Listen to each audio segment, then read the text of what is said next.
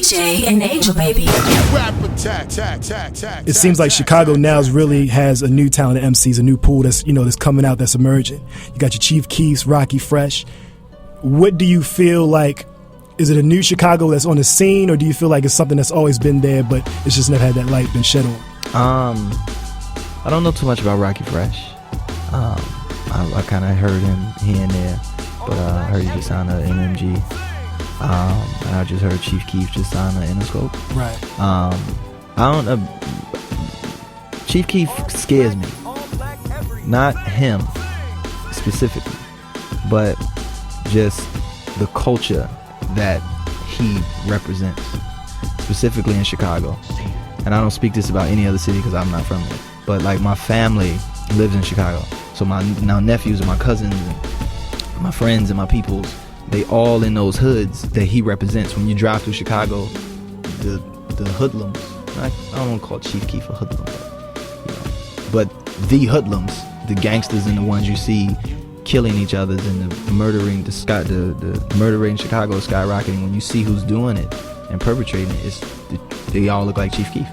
They got dreads, and it's so visceral. When I seen him, I was like, oh my God, he looks just like Chicago. And then he looks like my nephew, and he could be any kid on the street. And then to hear the things that he raps about specifically, with comparing it to you open up the newspaper and there's 22 shootings this weekend, and then the next day there's 3, then the next day there's 4, and you know who's doing it. It scares me. It scares me to see that, that it scares me. Right.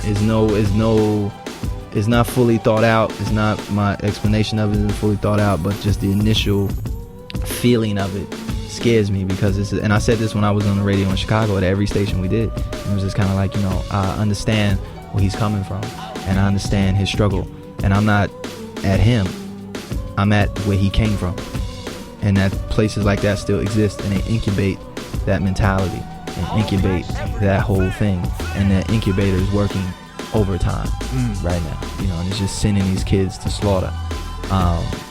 And so, truthfully, that portion of it scares me. But it's always been there. We've always had that in hip-hop. We've always had that in culture, in the black experience from the beginning of time. We've always had that kind of piece. And I'm assuming that somebody who was like me 50 years ago saw somebody like, what Chief Keef represented and was scared too.